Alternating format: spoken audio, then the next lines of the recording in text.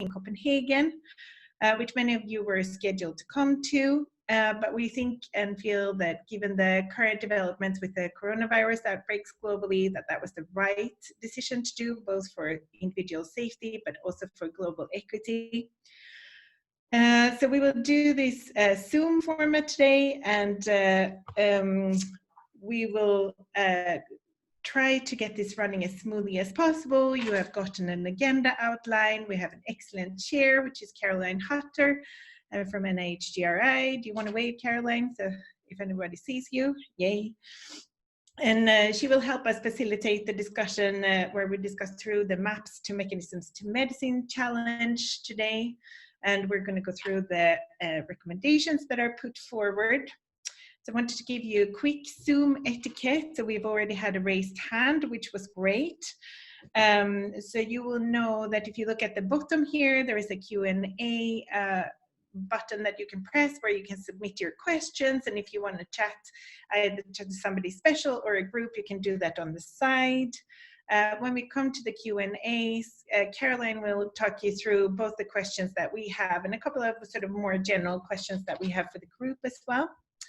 I want to make sure that we extend a big thank you to Rachel and her team, because they have not only, together with Novo Nordisk Foundation and Søren Brunek and his team, organized the full conference set up in Copenhagen, but also managed to whip together this Zoom virtual meeting that we're in now, which is exciting to trial.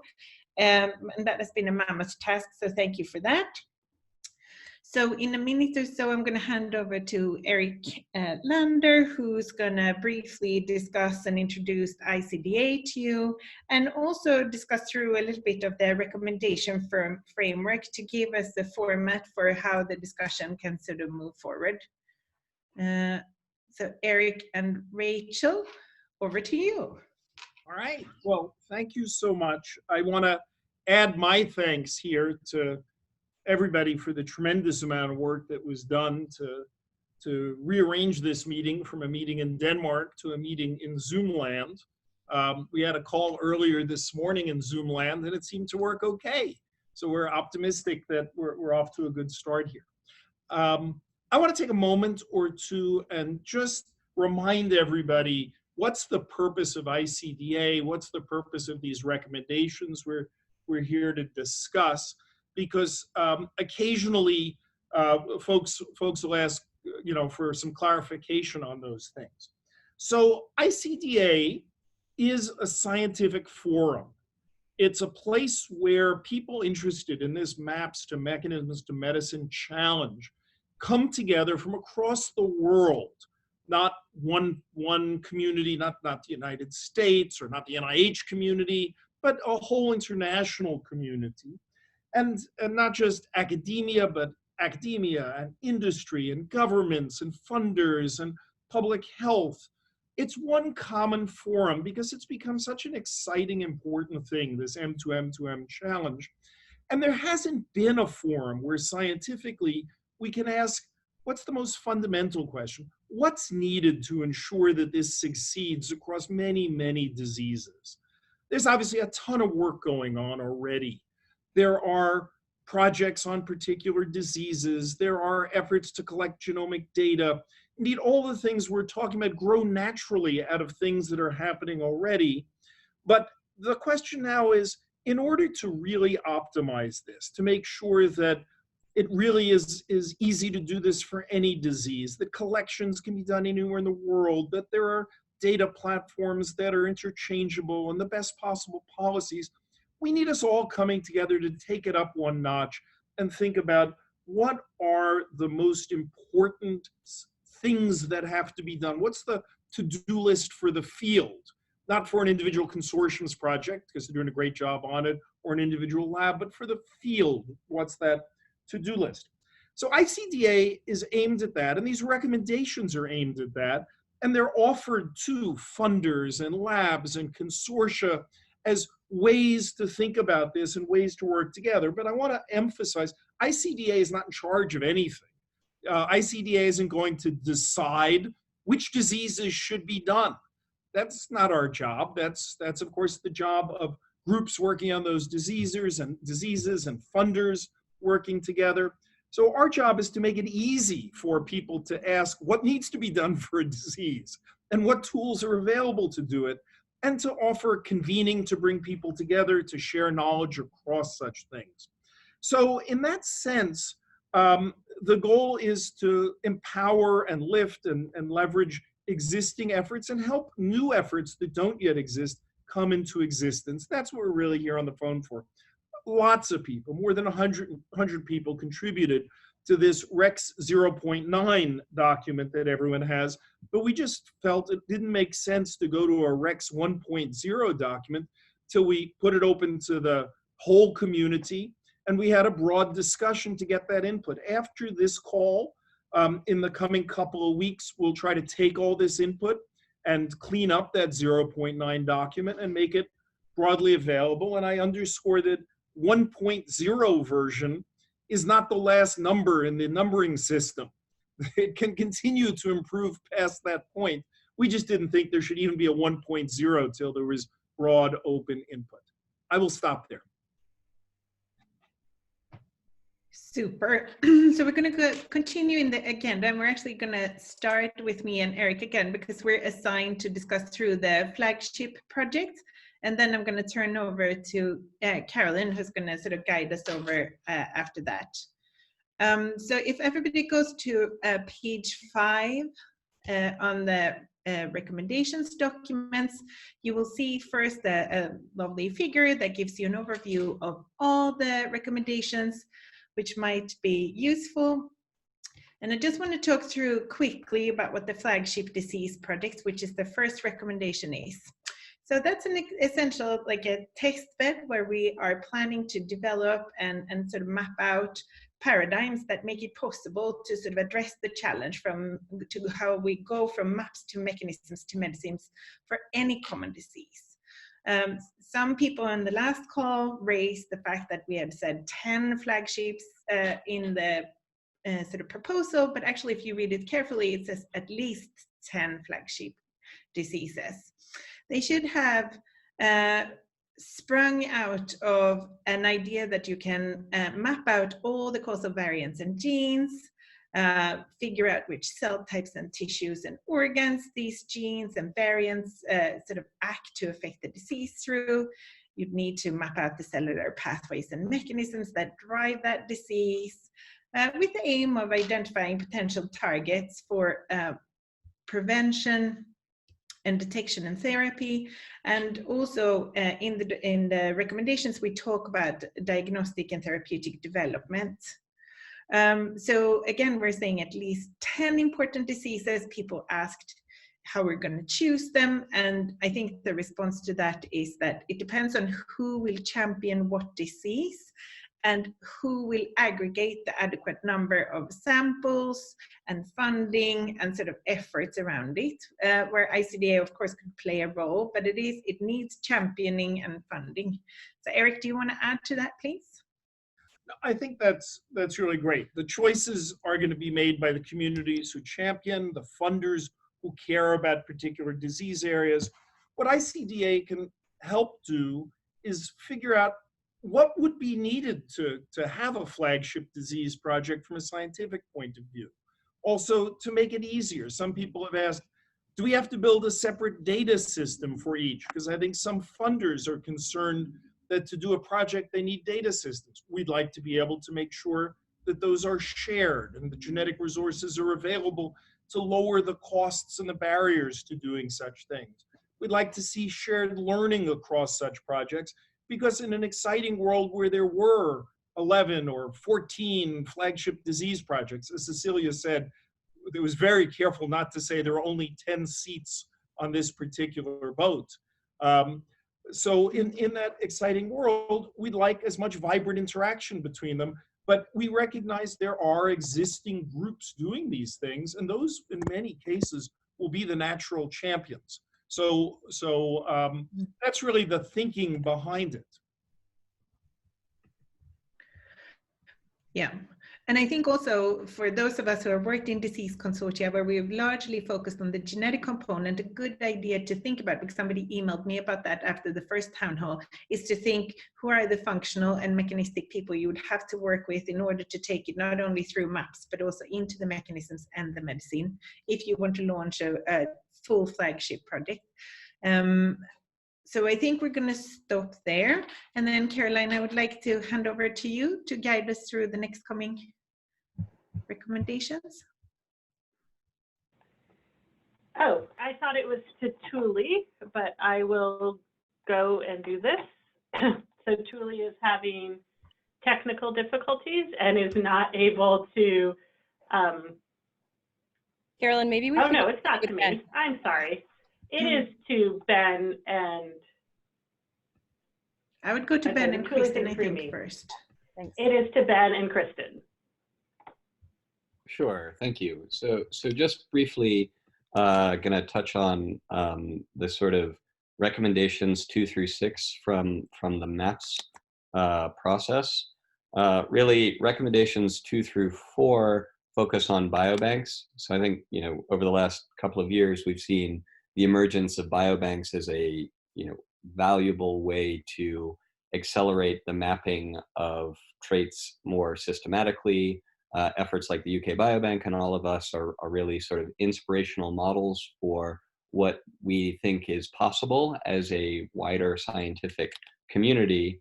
And so with that as a sort of backdrop, the first recommendation is really to focus on increasing the diversity of the biobanks included in genetic analysis, expanding across Africa, the Americas, and Asia in particular.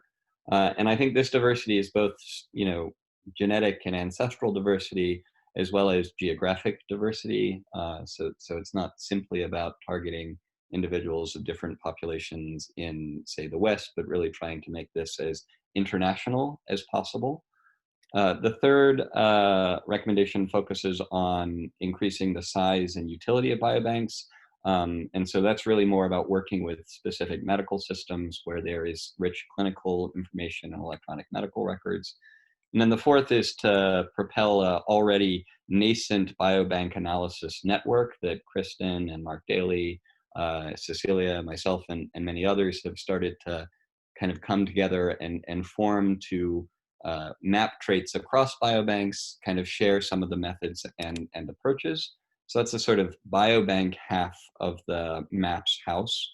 The genetic resources half of the MAPS house was much more focused on ensuring that there are reference allele frequency information for all human populations, that there are imputation resources available for all human populations, and then a really comprehensive curated GWAS summary statistic catalog that is the sort of basis for modern genetic analysis, both from PRS, but also from, you know, things like fine mapping and kind of to spur the mechanistic interpretation of the genetic associations that have been identified. And so I'll try and keep it brief and leave it there.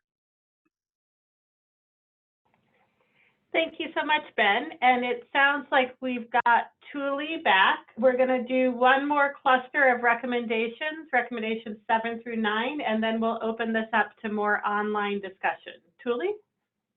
Okay, hi everyone. So yeah, in the mechanisms working group co-chaired by myself and Jason Dury, we've been focusing on the molecular and cellular mechanisms of common disease associations. The physiological mechanisms are in the medicine section. And of all the mountain of work that needs to be done in this area, we've put together 3 focused recommendations. First of them is about creating a human gene regulation map. So basically figuring out what are the regulatory elements in cis and regulatory variants affecting genes proximally. So this includes work to identify these regulatory elements, these regulatory variants, these QTLs at a cell type and cell state resolution.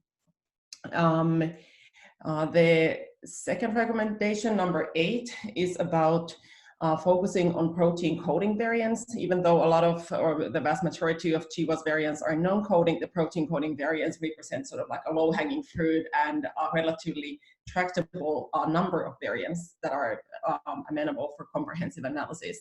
And the tools that we propose here cover a lot of different approaches, from FIWAs to different genome editing perturbation approaches with different readouts, going from really cellular to model organism analysis, and then also includes computational methods to predict variant effects better.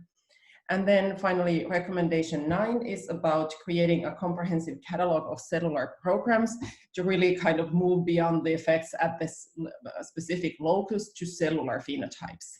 And this is going to be a challenging goal, but here the idea is to use approaches that first of all leverage on existing genetic variation, so sampling individuals to look at how common rare variants, polygenic risk scores affect cellular phenotypes in cell lines and organoid models, etc. And then also using experimental perturbation, CRISPR-I based inhibition of genes and such approaches to see how cellular networks are affected. And these would be, both of them would be using different readouts of cellular phenotypes. And many of these projects, of course, need to interface and be coordinated with existing efforts in this space, including things like Human Cell Atlas and ENCODE and others. I'll leave it there. Thanks. Thank you, Tuli. So everyone, we're now going to move into the first of 2 discussion response to online questions sections. We're going to have about 25 minutes of Q&A now, and then we'll go through the 4 remaining clusters to go over the remaining recommendations. So I see several people have already started, have found the Q&A box at the bottom. For me, it's on the bottom of the screen. You can put your questions into that space, and I will ask them as they come up. You're allowed to add questions, or you're also allowed to upvote other people's questions, and I'll try to keep an eye on that. So while some people are typing and upvoting, before I go into these, I want to hit on a couple of questions that also came in online ahead of today's call. So Eric Lander, I think this is kind of a question to you and Cecilia, and it has to do a little bit with, again, what does it mean for ICDA to be making recommendations, with a question coming around about sort of the strategy for fundraising or receiving funding for ICDA recommendations and flagship projects. Do you see this as something that people submit independently or in conjunction with ICDA? And how do you sort of see that going forward? So I think there are many funders around the world, and I think it would be wrong to prejudge how different funders, what different funders are interested in and how they want to proceed. So I want to start by being mindful of the great diversity of approaches in different countries and different regions. For example, in the recommendations, there's reference to a cohort in the Americas. I think there, ICDA as a global community, swinging in to support the idea of cohorts in the Americas may be a very important thing, because I think it may add strength to the argument of the scientists in the region that this is a good thing to do.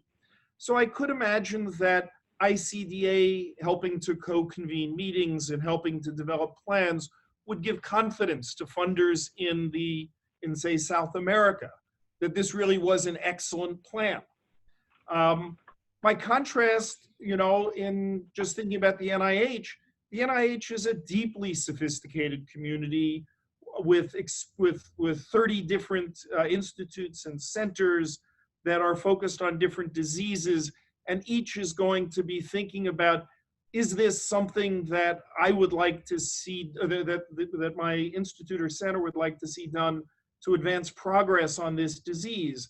And I would imagine that they might reach out to ICDA and say, Could you say more about what you guys are thinking about? Might it be worth organizing a meeting to help bring out the community? But NIH institutes have their processes for developing, whether they want to receive proposals in the mechanism of an RFA or in a program announcement over the transom. And so I think we want to be very respectful of the fact that there may be, different approaches that will be taken, even within an NIH.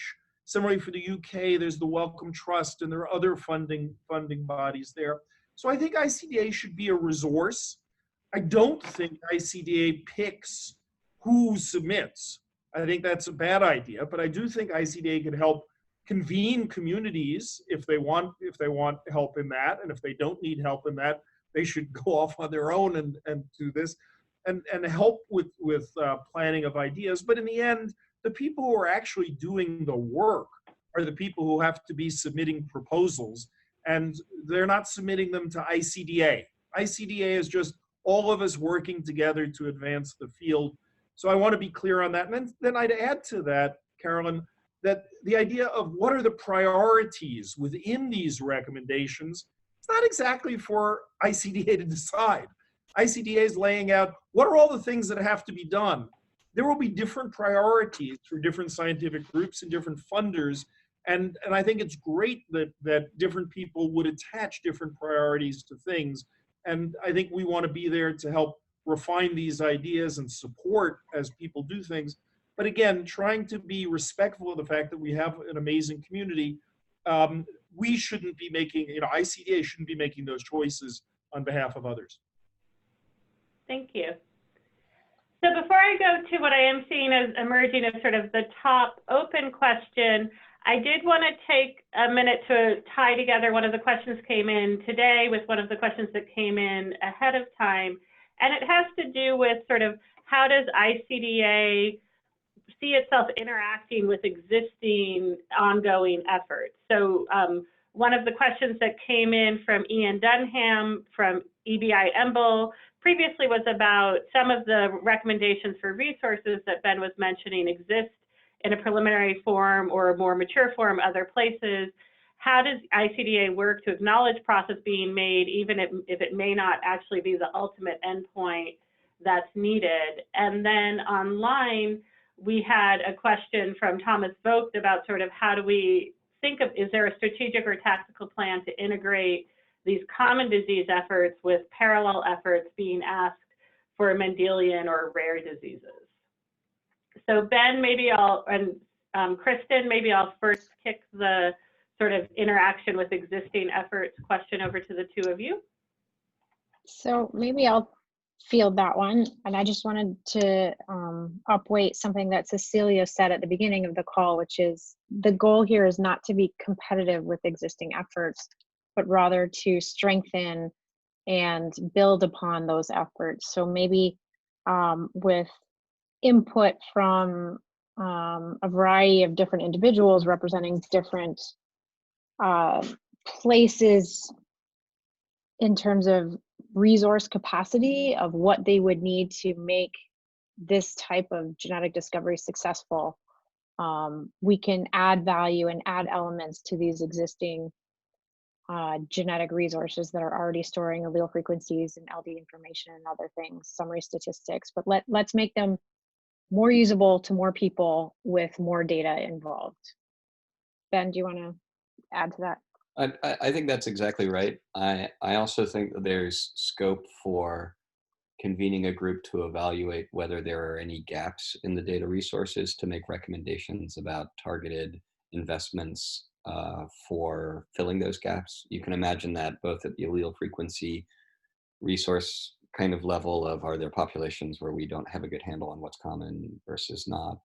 And then you can also think about that in terms of the overall quality of imputation for genotype arrays and those sorts of things. And so I guess most of it is about facilitating access and making it, making things much more usable. But there is, I think, also scope for when we do that work, we can also audit and evaluate where things might have particular upside for facilitating science.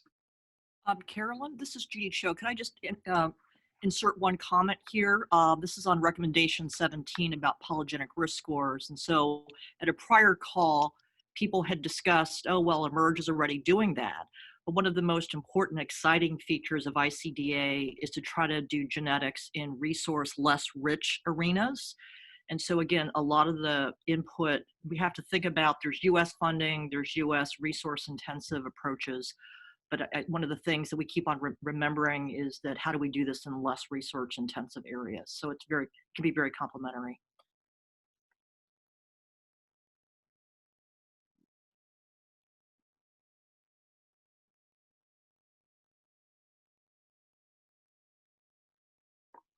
Carolyn, I think you're muted. You're muted. Sorry about that, everybody. So I was just saying to Carl Anderson that I see your hands up, and I'll allow you to talk in just a minute, but I wanted to go first to the most upvoted question in the Q&A, which is coming from Neil Hanchard and asks about recommendations for cellular, well, the recommendations for cellular regulation. So Tuli, this is to you. Take into account context, different developmental ages and stages in addition to tissue. And there was a follow-up question about also interactions with environmental factors. So Tuli? Yeah, absolutely. And I think this has been kind of like one big sort of thread in all of our thinking, that we really need to get to the level and the resolution of cell type and cell stage. So a lot of the previous effort have done similar analysis of QTL maps and all kinds of things in tissue level, but now really kind of the push needs to be to get to cell types and cell stages. And I think cell states, and I think that will sort of naturally address some of the developmental age sort of aspects. It will be more challenging for biospecimen collection, but there are also some efforts that are starting in this space. And then when it comes to some of the analyses that rely more sort of in vitro things, so basically analysis of cellular models, whether they are collected from a cohort of individuals and then differentiated or built into organoids on a dish or something else, those kinds of model systems are naturally very amenable for environmental factor analysis. So you can actually do perturbations, control perturbations in vitro. So I think that's going to be a really important component of all of this work. Excellent. And sort of building on that part of the environmental, staying on that topic for a minute, I'm going to send this over to Kristen and Ben to also talk about how you sort of address the fact that most human diseases are complex. This is from Kim McAllister. And so how can ICDA best incorporate environmental risk factors and environmental measures into these recommendations from the mapping section as well as mechanism? Kristen? That's a tough question. Obviously, we want to be able to do that as a research community. The best ways to do that are complex. I think we want to engage epidemiologists. We want to be first collecting the environmental variables as much as possible. We can probably share language on how to optimally extract those variables from electronic health records. In short, I agree. I think it's important to consider. In practice, I think it's challenging to do, but challenges have not scared us before. So I think I agree it's something that we should tackle and maybe spend a little more time in the recommendations document talking about. If I could add one point there, I think particularly with regard to the new biobanks that will be assembled, it'll be really valuable to think now about how to get information about exposures, how to get the kinds of open-ended questions the UK Biobank gets, in addition to the medical records information. Because if we plan now, it may be possible to collect a lot of things that haven't been collected in the past. And again, we're only making recommendations to the folks who are assembling these biobanks, but everything from wearable devices that may tell people, tell us where people have been, to many other kinds of measures, might let us have entirely new ways to measure environment. It's not easy, just as Kristen says, but planning for the future now is a good thing.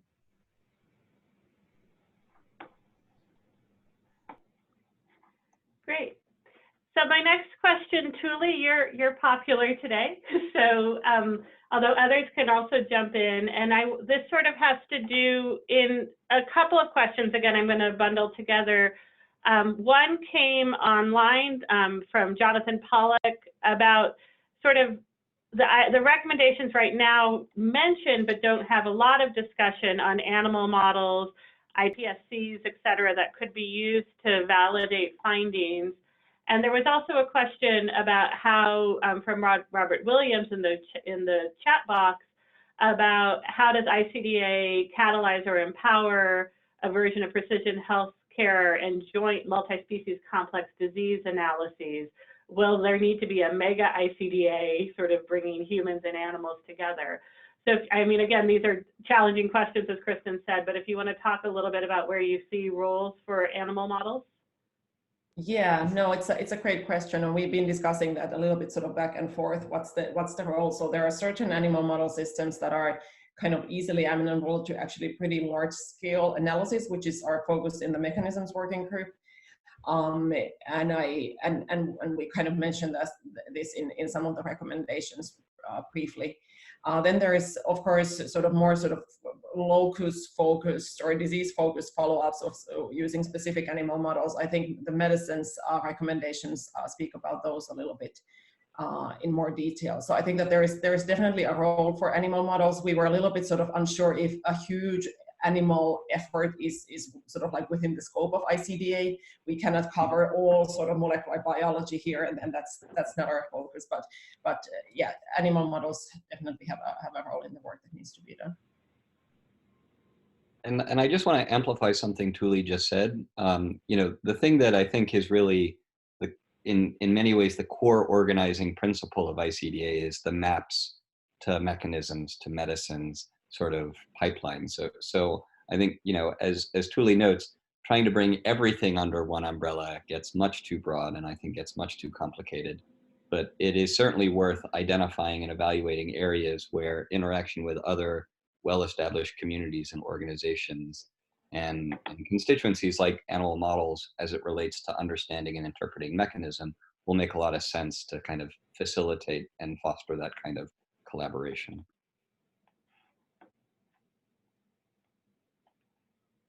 Other thoughts on that particular topic? So I see a little bit of a discussion about how, you know, the contrast between sort of more bespoke analyses and things done on scale. I think I'm going to hold that until the second discussion point after we've already heard from the medicine group, because I do think there's some overlap in those places. So we also have a highly upvoted point from Michael Magivslav. I'm sorry again to anyone whose name I mispronounced, sort of talking about a more detailed plan on what measurements are and the numbers of samples, et cetera. Rather than putting Tuli on the spot to sort of give a more detailed plan, I was wondering if Cecilia and or Rachel or Eric could talk a little bit about sort of how do you think about moving from these version 0.9, version 1.0 recommendations to sort of implementation, and what does it mean, not just for ICDA to make a recommendation, but for ICDA to think about more detailed implementation plans? Cecilia? Sorry, I'm struggling a bit with my Wi-Fi, so if I go patchy, I apologize.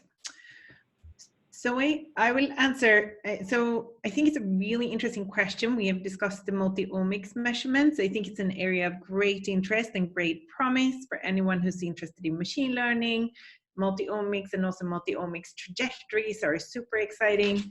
So two thoughts when I'm reading Mikhail's comment here is the first one, how to maximize value from flagship diseases. I would envision that it would probably be determined by which flagship disease you're looking at. You know, how easy it is to get either bulk or single sequencing, and which measurements are sort of done, which measurements are not done, how does the human cell atlas work in this area, and so forth. So there are quite a lot of different axes of information you would take around. So I think it's difficult to come up with one single sort of roadmap at this stage here. I think if the later stages, and this is not something I've discussed with Eric, so Eric, I'm going to ask you to jump in a bit, but the later stages, you know, recommendations might include refinement where needed and so forth, but I wouldn't want to be too prescriptive or too directive, because I think, again, as we discussed with the flagship diseases, those are for groups of individuals. Many will be members of ICDA. We have, I think, Rachel, correct me if I'm wrong, but 1,000 members or so of ICDA online now, which is exciting. And I would envision that many of us are in the common disease genetics or common disease field. So we'll have a joint interest around diseases and disease clusters. So I would imagine that people in the ICDA sphere might want to be part of consortia that are standing up flagship diseases. So I think, yes, we might become more detailed and discuss in a little bit more granularity what layers of data information might be useful, but I think it's for the community to lay out what they think is the right sort of layering in which scenario. So if I can jump in, Cecilia, to add just a little bit here. I completely agree. I think the important thing for the disease communities to think about are what cell types or models are available, because different diseases have access to different human tissue, organoid type models, animal models.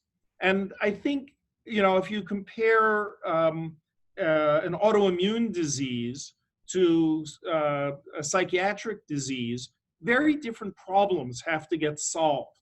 And I think the big connection between maps and mechanisms will be about disease-specific thinking, about what are the tools that can be brought to bear. And I hope that the portfolio of 10 or 15 diseases or whatever it turns out to be will actually cover that waterfront well. So I don't think there's a single standard answer, but I do think that a disease where you know that 10 tissues or cell types matter, it's going to be really important to be able to get your hands on all of them, because if you can only get your hands on 3 of them, you'll always be waving your hands saying, well, maybe the answer is lying in that other cell type. So in some sense, the very value of connecting maps and mechanisms and having the test be, do we inform the disease, is that it really holds our collective feet to the fire as a community to say, how well can we explain all these variants that are coming up? How well can we pin them down to cell types? Right now, one of the frustrations we all have is we find successful explanations, but when we don't know if it's because we lack the right tools or we lack the right cell types. So I think this is, this question is spot on. And having flagship disease projects are going to really force us to confront how well we're doing in what I hope will be a really constructive way. And just to add on to that, I'm sort of envisioning ICDA as a discussion forum for exactly these types of questions, which is great. Tuli, sorry, I cut you short there. Yeah, I just wanted to add that there is also this kind of like basically bespoke assays for specific diseases and specific physiological processes. And then there are very generic assays like RNA-seq or ATAC-seq or something. And I think there is tremendous opportunity in actually building bridges between these two, that maybe at some point we will know what kind of a transcriptome profile at a single cell level is a good proxy for a specific cellular function that needs a much more complicated assay. So I think that this will be an important area where we can make progress as well. Excellent, all. So I do see continued enthusiasm about the outreach to the model organism community in terms of the comment here. I think we've touched on that already. So in the interest of time, I'm going to not have us talk a little bit more about that. I'm also going to skip some of the data questions from now and come back to that in the second discussion. But here is one that I think is interesting and relates a little bit to some of the discussions we've been having in this situation about what is ICDA and how does ICDA sort of work. And so I'm going to put together 2 questions here. One is, how could ICDA as an organization, could ICDA help to develop public-private partnerships to accomplish the goals set out in these recommendations? And then a similar question about thinking about how do you build regional communities under an ICDA umbrella to organize the work and consider location-specific needs. So I think Cecilia and Eric, I'm going to have that one to you guys as well. Cecilia? You're muted. I'm again having a bit of Wi-Fi issue. So if I understood correctly, it's the question about public and private partnerships. It's public and private partnerships, and as well as regional communities under an ICDA umbrella. So a little bit about just overall ICDA partnerships and the opportunity for ICDA to facilitate those types of interactions. So I think we've said from the beginning that ICDA isn't meant to compete or parallelize or make any kind of efforts redundant and are ongoing. So I think that's just important to put that left, right, front and center. So if they're ongoing partnerships, we would be curious if we can augment them, complement them and strengthen them somehow. If we can't do that, then we should leave them alone to their, to what they're doing. But we would think that in some cases, we might have expertise that could lend itself to propel other efforts. There might be examples where ongoing efforts are super far ahead, doing really exciting work, and where the output from those efforts actually will be very well aligned with what ICDA is doing. So I think the answer is, would you want to do this is yes, but with the hesitations I've just put on the table. Does that make sense, Caroline? Yes, it does. Add a teeny bit yeah, of course, go Eric. When we say we, of course, it's the community. Yeah. So it's going to be if in East Asia, folks want to come together and think about how to have these biobanks interact in East Asia, it may be that the best way to pull together that conversation would be under this larger banner, because maybe one group doesn't feel comfortable standing up and organizing the others. So it may provide an opportunity to bring folks together. And if, for example, I'll just again use East Asia, there's an interest in drawing others into some of that problem solving, ICDA can be a channel, but the leadership is going to come in all of those cases from East Asia, but the existence of ICDA can help support that. Similarly, on some of these questions with regard to pharma, ICDA, because it has a pharma council, an active involvement of pharma, may provide a natural way where groups are able to talk to pharma in general rather than this one company or that one company. So I think and then finally, creating a GWAS catalog. It's already the case that there are efforts at EMBL to create this GWAS catalog of the future. But ICDA could be a way to pull together a working group to provide input into that. So it's going to work only if people who care about some of these issues raise their hand and say, I'm prepared to take the work on to bring together a group, and ICDA can be a banner under which to do it. And where there are areas where ICDA has nothing useful to contribute, ICDA should just cheerlead, right? There's no need to be doing things like GA4GH is doing a spectacular job of setting standards. Nowhere here should ICDA be involved in setting data exchange standards, because that's really what GA4GH is doing. And so we should pick carefully where we can add value and where there are people who want to do it. Great. Thank you, Eric. So in the interest of time, I'm going to sort of wrap up discussion from this section, and then we're going to move on to sort of the summary of recommendations part 2. I do want to just note, because I think we have talked a couple of times about animal models, and one of the points here coming from Robert Williams, if people want to read his full discussion in the chat, I think it's an interesting point, but he's talking about really thinking about a maps to mechanisms to medicines in other organisms, not just a more sort of reductionist, mechanistic use of animal models. And I'm sure if you read his comment, it'll be better than my 2-second summary of it, but just one of the things for people to take a look at. And we'll now move on to sort of a focus. We're going to go over data, medicine, policy, and other in this next set. So Ben, take it away. Sure thing. Thanks, Carolyn. So on the data recommendations, there are really 3 main recommendations. The first is the creation of an open source data platform. And I think it is very important to pause here and say that this is not envisioned as a single, data set where all genomic data flows. This is a platform, not all data.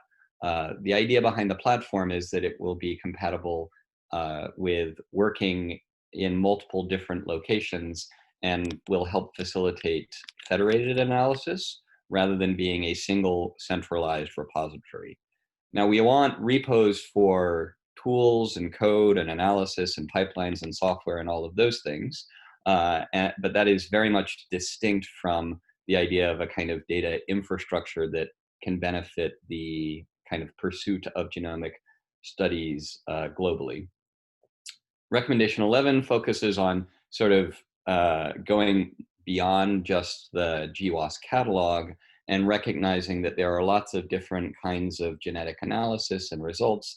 There are lots of different ways of looking at different kinds of biological data sets to help with our interpretation and moving from maps to mechanisms to medicines. And so recommendation 11 is sort of this sort of forward-looking view of some of those kinds of portals and ways of working with these large-scale results and even certain genomic data sets in a much more kind of easy and accessible way. So trying to pick up that accessibility piece. And then recommendation 12 focuses on, in a sense, 2 different gold standards. So one flavor of gold standard is the idea of having kind of benchmark data sets that if you can process this data set on your pipeline in your environment, then that means that your pipeline is compatible with the kind of international standard.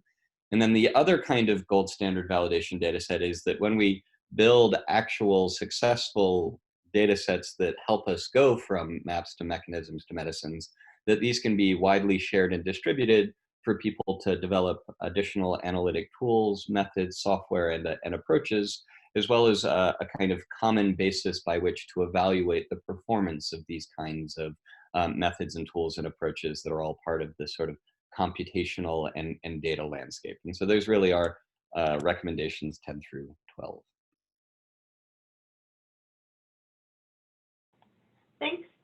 Thanks, Ben. So now we're going to move over to Mark to talk about medicine and cluster 5 recommendations 13 to 17. Mark?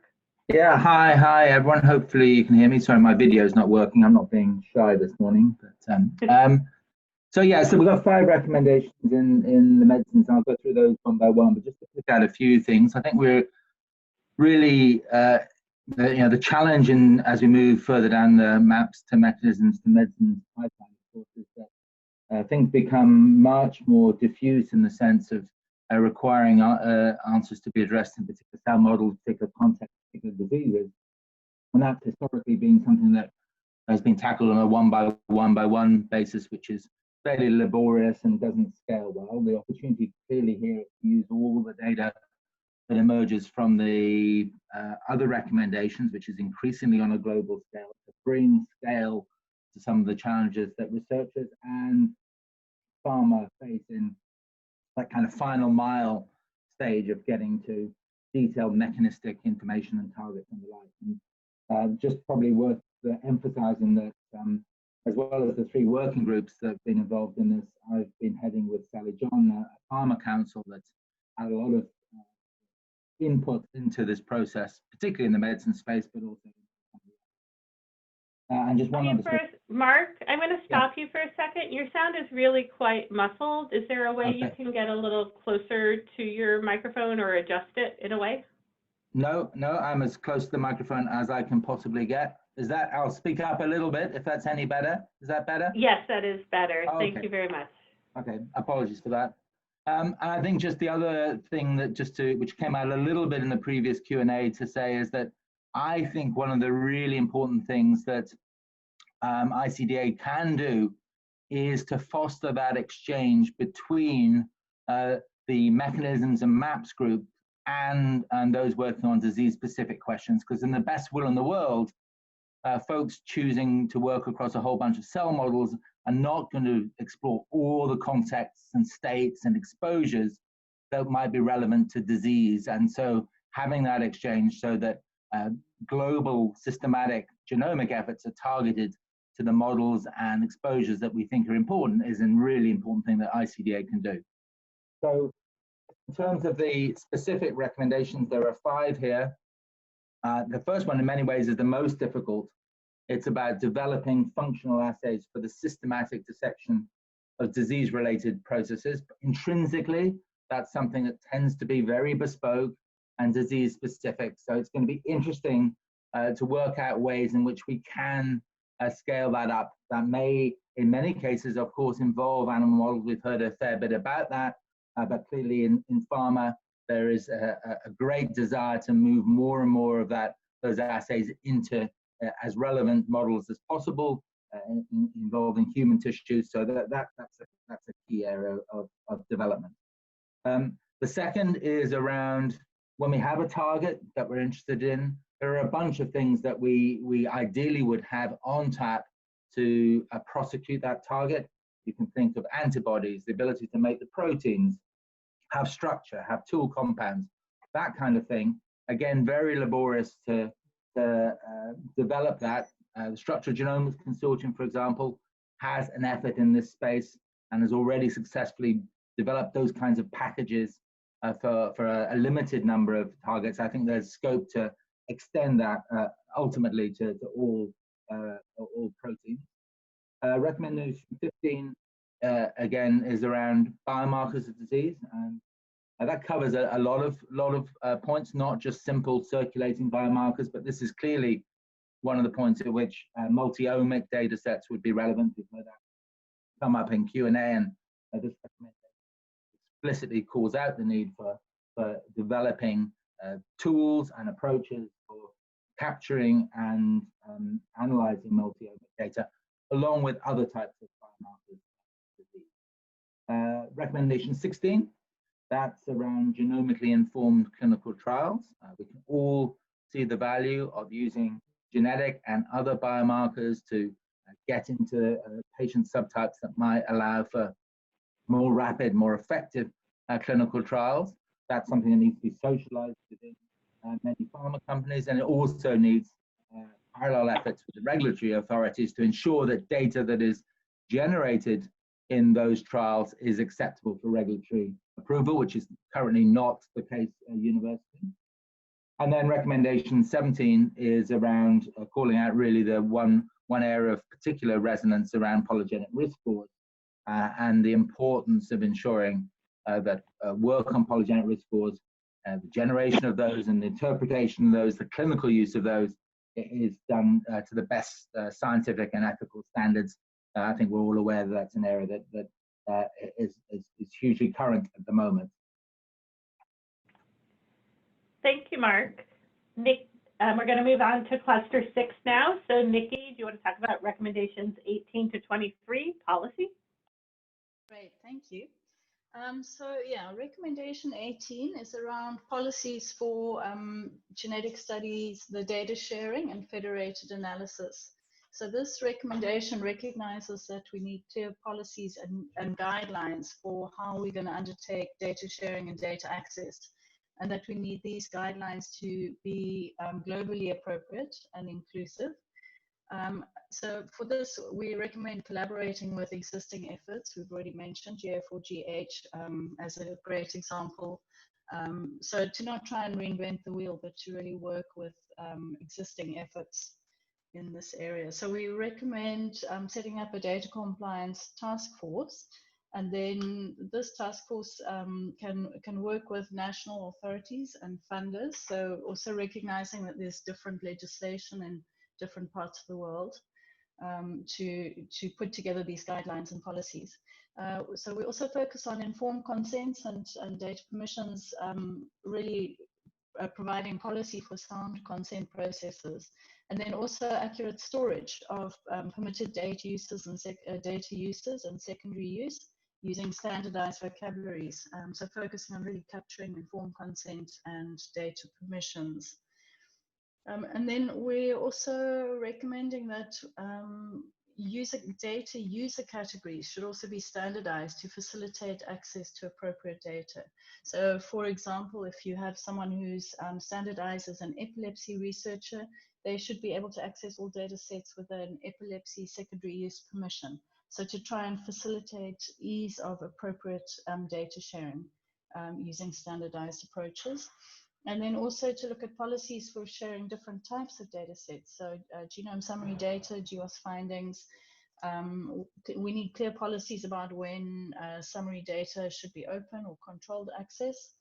And then also the use of data for strengthening genomic data resources. So for example, imputation panels or allele frequencies, population level aggregate control data, how we should be sharing those. And policies and technologies for federated data analysis. And then also we recommend really looking at developing guidelines for appropriate community engagement projects or programs. So these should be regional and locally sensitive to ensure that that we develop inclusive policies. And also to look at culturally accepted research practices. So these can change depending on where you are in the world, especially for more sensitive materials like cell lines, in vivo models, use of bloods, etc. So to make sure that these are, the guidelines help us to do this in an appropriate way. So recommendation 23, which is about promoting global equity, we came up with 4 major recommendations. The overall the overall point is to be globally inclusive, not only for participants, research participants, but also for researchers. And for the ICDA to promote active steps to decrease barriers to research in some regions. So this could look at ways to increase training, availability of training, technology, and also funding. So to advocate for ensuring that those are equitably distributed or accessible. The ICDA also recommends working with funders to promote these global equity goals.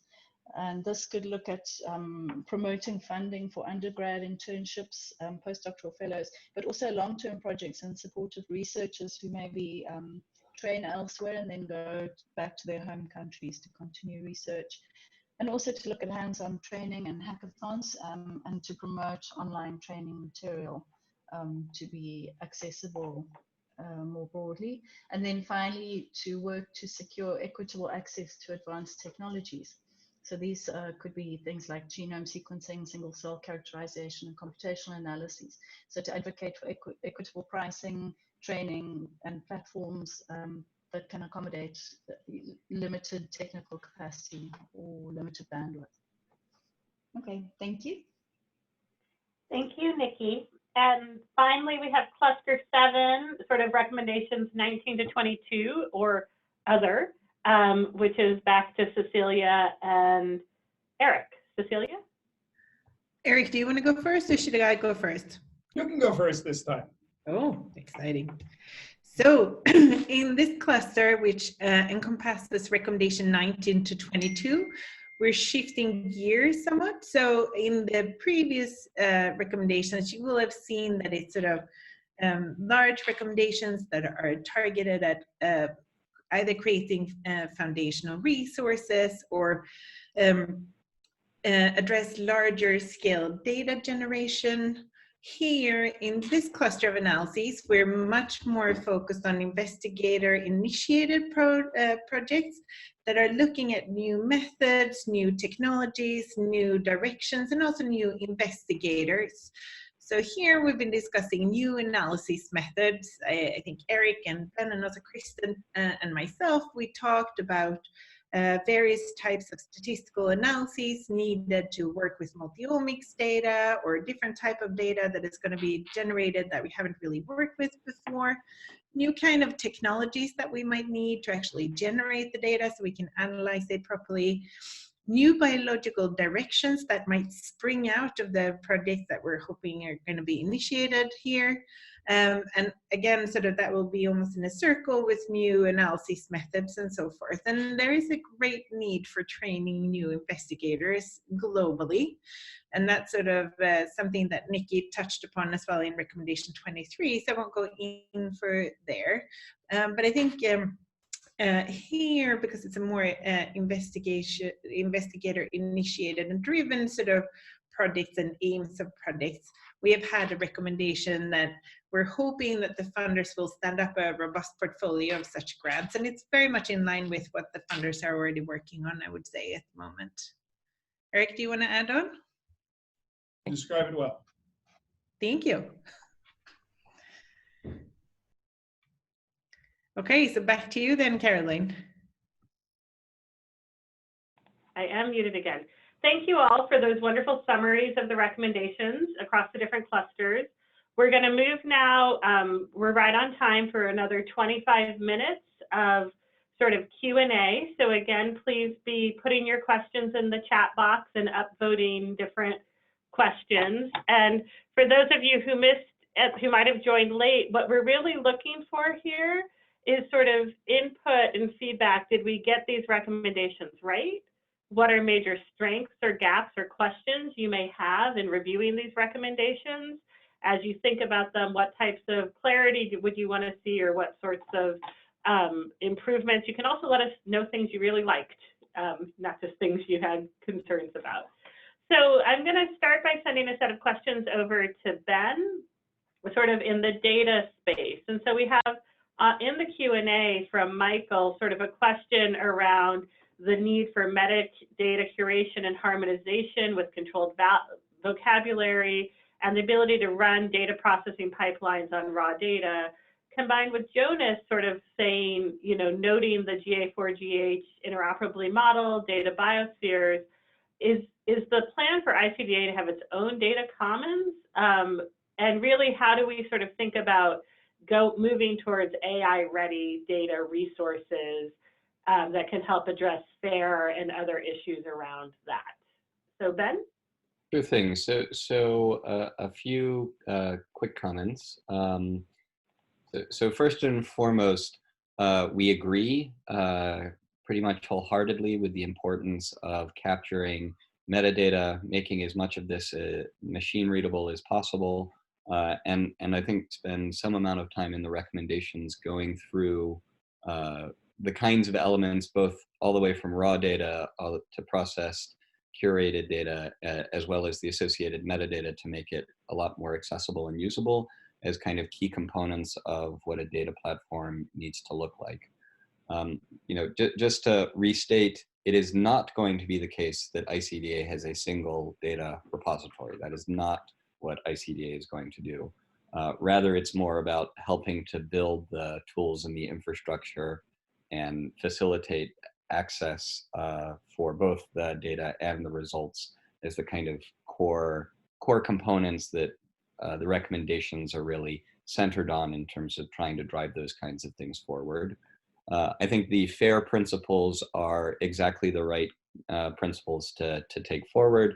And while we don't explicitly call that out in the recommendations, the spirit of FAIR as it relates to what we're trying to accomplish with ICDA more broadly is completely in line and completely consistent. So I think it's perhaps just a matter of language and emphasis rather than intent with respect to those kinds of pieces. And then I also see that in the Q&A that there's this question of what's the best way to get involved with the ICDA to deliver the recommended platforms, and how that relates to, say, things at EBI, and how we think about kind of collaboration more generally. So, I think that's part of the discussion as we try and move beyond the kind of version 0.9 recommendations to the version 1 recommendations, and what we do with the kind of data platform piece and what we do with these kinds of pipelines and tools will be an important aspect for implementation. And so that's where I think as we kind of move towards that implementation phase, conditional on the recommendations will be a great opportunity to identify and scope out what exactly that looks like. Thanks so much, Ben. Anyone want to add anything on top of what Ben said, Kristen or anyone else? Okay. So moving on, and I think, Nikki, this will probably go to you. I'm going to have a couple of access-related questions. So the first from David Goldman sort of talks about what are ways that ICDA could facilitate access, which may be collaborative, to call back data sets with EHR and exome or genomic sequencing.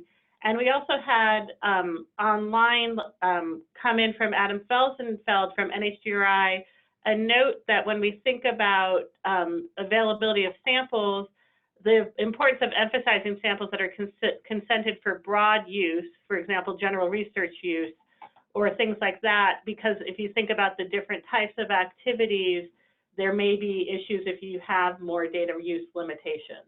So Nikki first, and then if others, if you want to comment on either of those points. Great, thank you.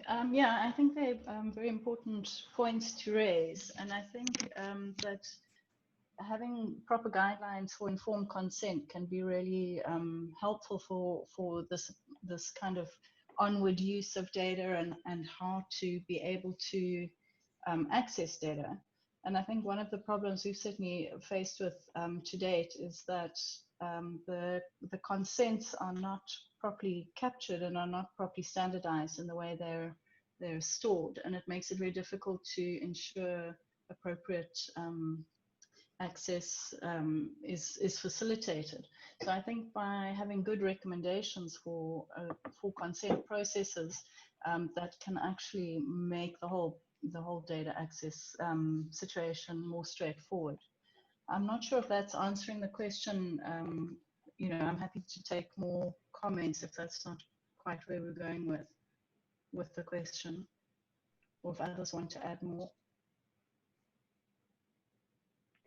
I think that was good to me. Does anyone else want to add anything on this question, or else we can move on to another question? Maybe I can just add, Carolyn, to say that I think, you know, even in appropriate informed consents, if one just can take the consent to recontact individuals, that also frees up a lot of onward study. So it comes down to asking the right questions up front and asking for the right permissions up front. Thanks.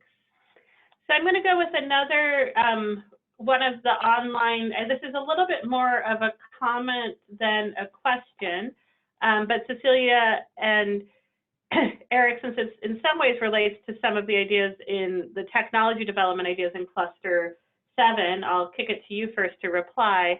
And so the point was that some of the technologies required for the high throughput assays, et cetera, don't really exist yet. And so as you stress the importance of this area, should the ICGA have a goal of sort of reaching out to scientific disciplines outside biology and engage with these communities from the beginning that might be needed to enable those technologies? Eric? Yes and yes. I think what we've learned in the last 30 years or so of genomic technologies is that there's this wonderful interplay between posing large goals and then calling out the technological community to come and figure out how we're going to answer those goals. Going back to the granddaddy of all this, when folks said, let's go sequence the human genome, it was clear that nobody had the technology to do it, but it was a very clear problem and let people focus on it. And I think that happens again and again, and I see that happening in some of these recommendations. Many of the recommendations like 7, 8, 9 about mechanisms and many of the others here, we can do some of it, but not in the way and the scale and the throughput and the quality control we really want to do. So I think it's going to be very important for the ICDA community to reach out. And one way to reach out is actually to be able to measure quality and throughput. Sometimes it's hard for people to know what are the figures of merit to go after, and hard to compare things without data sets on which to compare them, and hard to evaluate them without gold standard data sets. So maybe layered through the recommendations, I think, are an acknowledgement that that's a really important point, but maybe it's not clear that called out clearly enough that that is so important to making progress. Usually progress rides on technological advance. Excellent. So this question kind of got moved to answered without my meaning for it to have. And so Tuli and Mark and Judy, if she's still on, this is kind of to you guys to talk a little bit again about how you sort of see the interplay between the sort of generalizable approaches that mentioned in the mechanism and the more bespoke ideas that are more in the medicine part. And how do you think about sort of interplay between those and questions of scale and focus in both areas? So Tuli, if you want to go first, and then Mark. Yeah, I would say that these are like extremely complementary goals. There is a lot of fundamental biology when it comes to, let's say, gene regulation and how these regulatory variants affect genes, and the kind of how protein structure works and how variants affect those and whatnot, where we need to take this kind of like a disease agnostic, genome-wide, highly scalable approach that we have been focusing on in the mechanisms group. But then it's essential to kind of like move those things forward in specific disease areas. And yeah, and I think that there is a lot of sort of, hopefully will be a lot of interplay. Like this is kind of, we're not, yes, we are separate working groups, but really I hope that the work will be very, very integrated across. Yeah, no, I agree. I think I made this point earlier. I think they're fantastic opportunities, and it really is a dialogue that doesn't necessarily happen for ICDA to play a role in ensuring that the large scale efforts are directed where that's not already happening to the cellular models and the situations that are relevant to disease. I mean, some questions came up about how would the evaluation of protein coding variants be prosecuted? And I know we've had quite a bit of discussion about this on some of the calls, and I think there is a place for both the very high scale evaluation of coding variants using assays that are quite generic, expression, for example, or a set of core disease pathways, or core cellular pathways, that is complementary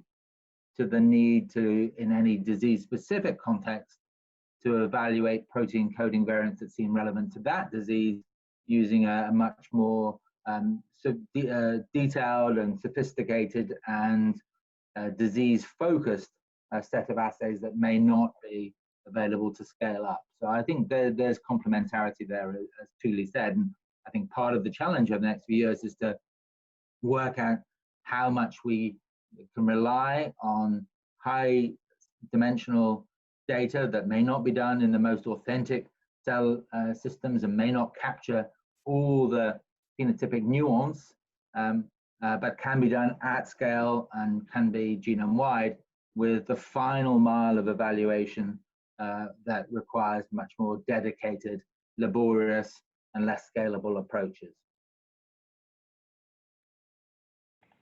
And I guess to me, I think one of the appealing things about ICDA is really thinking about this maps to mechanisms to medicine continuum and the different ways to sort of bring that together. And so I guess this is to any of the panelists who wish to answer.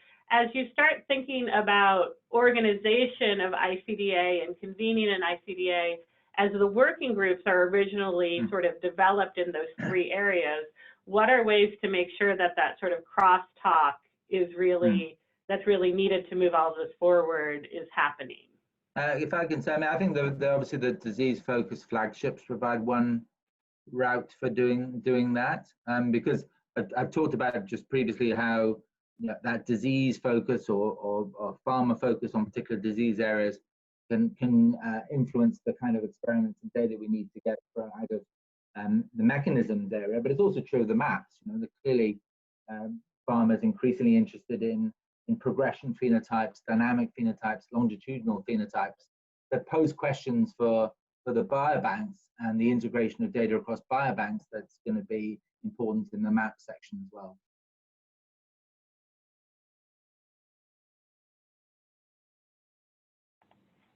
Yeah, and several comments kind of are coming in and have come in also this morning to really think about then also how do you incorporate more interdisciplinary discussions, which we already have discussed needs to be balanced with not taking on everything, and how to sort of keep those ideas, but some of the opportunities to really think about the directions and unmet needs that can come through those types of engagement.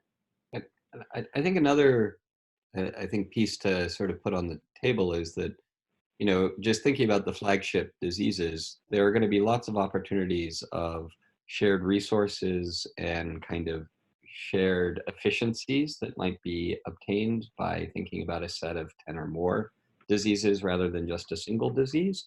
And so, you know, one of the things that really appeals to me about ICDA is that opportunity for kind of capitalizing on those ways of trying to build those shared capabilities that will serve many different diseases simultaneously. And so I think as long as we maintain kind of communication, and as long as the plans that are being developed reflect the kind of needs, and we have the opportunity to identify what those shared needs are, this should provide a very, you know, useful vehicle for kind of creating that kind of environment and ensuring the kind of interdisciplinary science that I think is being described here. And also just to add on that, looking back at, you know, successes in the past where the field has come together and addressed an unmet need or like an open biological question, thinking about the Case Control Consortium, thinking about HapMap, thinking about the human genome sequencing, all of those have been done in aggregation in either a local or a more global community, but where the problem has been aggregated amongst people thinking about it. And thinking about the case control study here, there were like 7 different diseases that were stood up simultaneously, and different things of the genetic architecture were, you know, gleaned, comparing hypertension as, you know, compared to type 2 diabetes or, you know, type 1 diabetes, for instance. And I think, again, like, there is merit in standing up more than one disease at the same time, because I think, like Ben said, there will be, in some cases, transferability of knowledge, and in some cases, we're going to find particular instances or data types that need to be unique or going to teach us something particular there.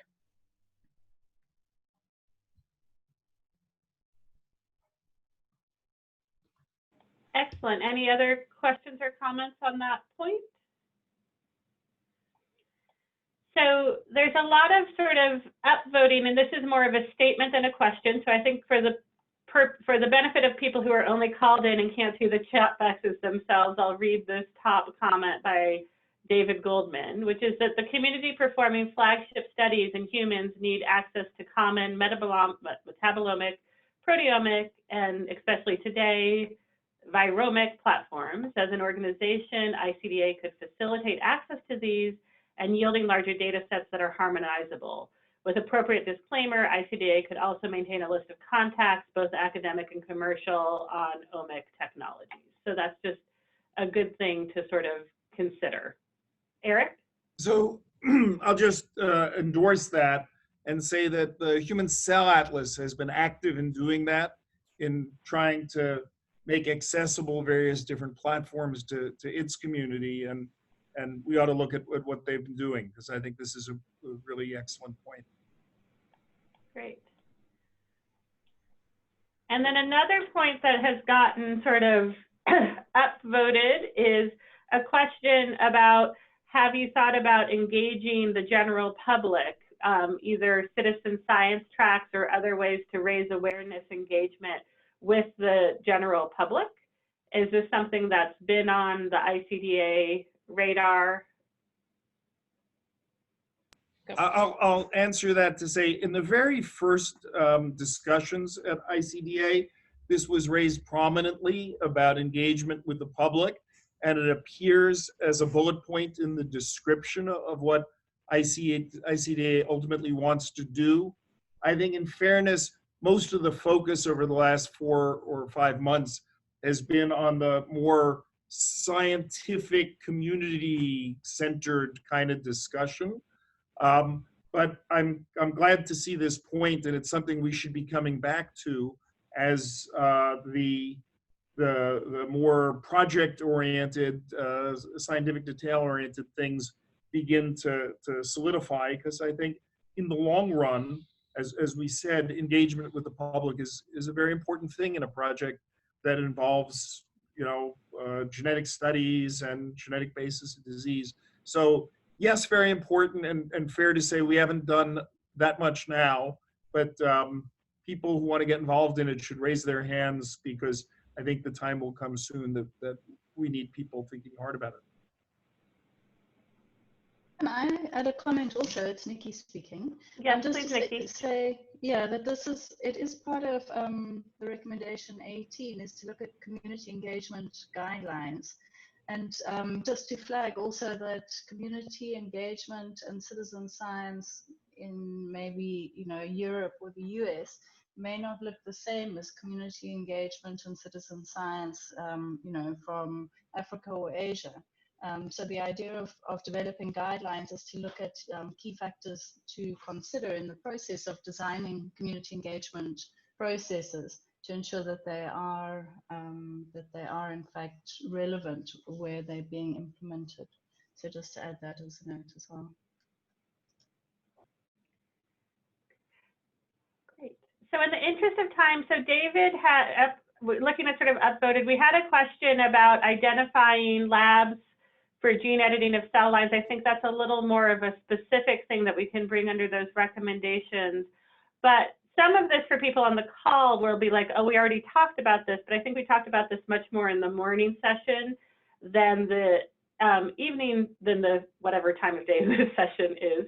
And so one of the questions is really about getting to deep phenotypes, particularly the types of things that wouldn't just come from EHR data, and thinking about that in relationship to the biobanks and some of the recommendations.